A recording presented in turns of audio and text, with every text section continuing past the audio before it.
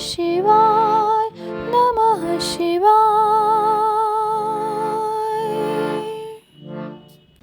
नागेश्वर नामक ज्योतिर्लिंग का प्रादुर्भाव और उसकी महिमा।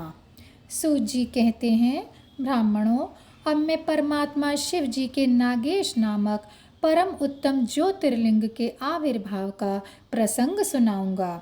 दारुका नाम से प्रसिद्ध कोई राक्षसी थी जो पार्वती के वरदान से सदा घमंड में रहती थी। अत्यंत बलवान राक्षस दारुक उसका पति था। उसने बहुत से राक्षसों को साथ लेकर वहाँ सत्पुरुषों का संहार मचा रखा था। वह लोगों के यज्ञ और धर्म का नाश करता फिरता था। पश्चिम समुद्र के तट पर उसका एक वन था जो संपूर्ण समृद्धियों से भरा रहता था। उस वन का विस्तार सब ओर से 16 योजन था। दारुका अपने विलास के लिए जहाँ जाती थी वहीं भूमि, वृक्ष तथा अन्य सब उपकरणों से युक्त वह वन भी चला जाता था। देवी पार्वती जी ने उस वन की देखरेख का भार दारुका को सौंप दिया था। दारुका अपने पति के साथ इच्छानुसार उसमें विचरण करती थी। राक्षस दारुक अपनी पत्नी दारुका के साथ वहाँ रहकर सबको भय देता था। उससे पीड़ित हुई प्रजा ने महर्षि औरव की शरण में जाकर उनको अपना दुख सुनाया। औरव ने शरणागतों की रक्षा के लिए राक्षसों को यह शाप दे दिया कि ये राक्षस यदि पृथ्वी पर प्राणियों की हिंसा या यज्ञों का विध्वंस करेंगे तो उसी समय अपने प्राणों से हाथ धो बैठेंगे। देवताओं ने जब ये बात सुनी तब उन्होंने दुराचारी राक्षसों पर चढ़ाई कर दी। राक्षस घबरा गए। यदि वे लड़ाई में देवताओं को मारते तो मुनि के शाप से स्वयं मर जाते हैं, और यदि नहीं मारते तो पराजित होकर भूखों मर जाते हैं। ऐसी अवस्था में राक्षसी दारुका ने कहा कि भवानी के वरदान से मैं इस सारे वन को जहाँ चाहूँ ले जा सकती हूँ। यह कहकर वे समस्त वन को ज्यों का त्यों ले जाकर समुद्र में जा बसी। राक्षस लोग पृथ्वी पर न रहकर जल में निर्भयता से रहने लगे और वहाँ प्राणियों को पीड़ा देने लगे। एक बार बहुत सी नावें उधर आ निकलीं जो मनुष्यों से भरी थीं। राक्षसों ने उनमें बैठे हुए सब लोगों को पकड़ लिया और बेड़ियों से बांधकर कारागार में डाल दिया। वे उन्हें बारंबार धमकियां देने लगे। उनमें सुप्रिय नाम से प्रसिद्ध एक वैश्य था जो उस दल का सरदार था। वह बड़ा सदाचारी, भस्म रुद्राक्षधारी तथा भगवान शिव जी का परम भक्त था। सुप्रिय शिव जी की पूजा किए बिना भोजन नहीं करता था। वह स्वयं तो शंकर जी का पूजन करता ही था। बहुत से अपने साथियों को भी उसने शिव जी की पूजा सिखा दी थी। फिर सब लोग नमः शिवाय मंत्र का जाप और शंकर जी का ध्यान करने लगे। सुप्रिय को भगवान शिव जी का दर्शन भी होता था। दारुक राक्षस को जब इस बात का पता लगा तब उसने आकर सुप्रिय को धमकाया। उसके साथी राक्षस सुप्रिय को मारने दौड़े। उन राक्षसों को आया देख सुप्रिय के नेत्र भय से कातर हो गए। वे बड़े प्रेम से शिव जी का चिंतन और उनके नामों का जाप करने लगा। वैश्यपति ने कहा, देवेश्वर शंकर, मेरी रक्षा कीजिए। कल्याणकारी त्रिलोकीनाथ, दुष्ट हंता भक्तवत्सल शिव जी, हमें इस दुष्ट से बचाइए।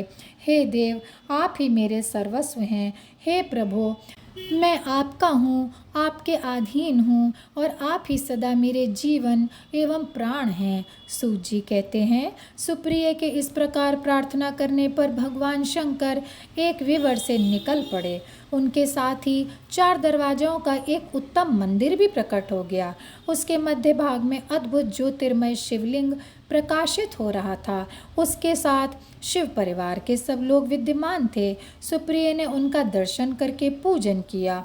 पूजित होने पर भगवान शंभु ने प्रसन्न होकर स्वयं पाशुपतास्त्र लेकर प्रधान राक्षसों, उनके सारे उपकरणों तथा सेवकों को भी तत्काल ही नष्ट कर दिया और उन दुष्ट हंता शंकर ने अपने भक्त सुप्रिय की रक्षा की। तत्पश्चात अद्भुत लीला करने वाले और लीला से ही शरीर धारण करने वाले शंभु ने उस वन को यह वर दिया कि आज से इस वन में सदा ब्राह्मण, क्षत्रिय, वैश्य और शूद्र इन चारों वर्णों के धर्मों का पालन हो। यहाँ श्रेष्ठ मुनि निवास करें और तमोगुणी राक्षस इसमें कभी ना रहें। शिव धर्म के उपदेशक, प्रचारक और प्रवर्तक लोग इसमें निवास करें। सूत जी कहते हैं, इसी समय राक्षसी दारुका ने दीन चित्त से देवी पार्वती की स्तुति की। देवी पार्वती प्रसन्न हो गईं और बोली, बताओ तेरा क्या कार्य करूं? उसने कहा, मेरे वंश की रक्षा कीजिए। देवी बोली, मैं सच कहती हूँ, तेरे कुल की रक्षा करूँगी।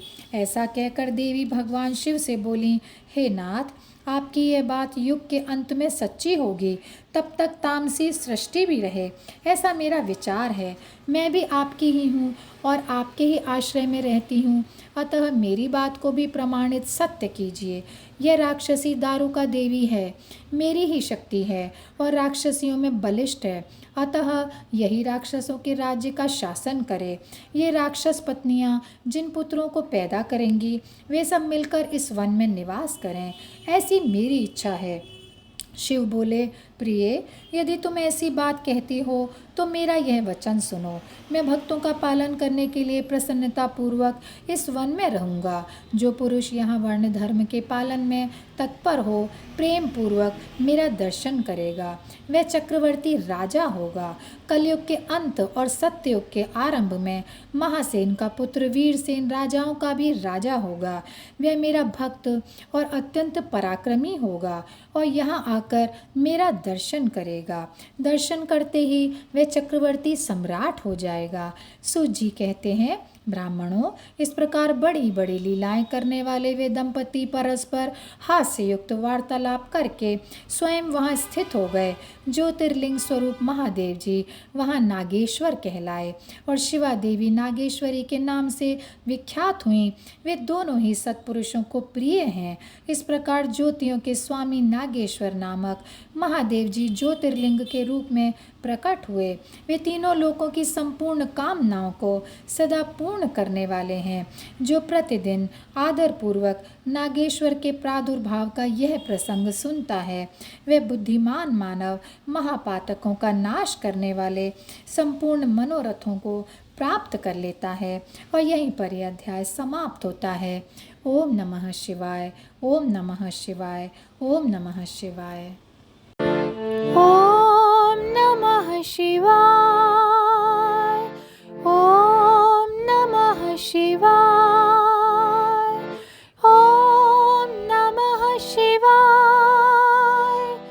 ओम नमः शिवाय, ओम नमः शिवाय, ओम नमः शिवाय, नमः शिवाय, नमः शिवाय, नमः शिवाय।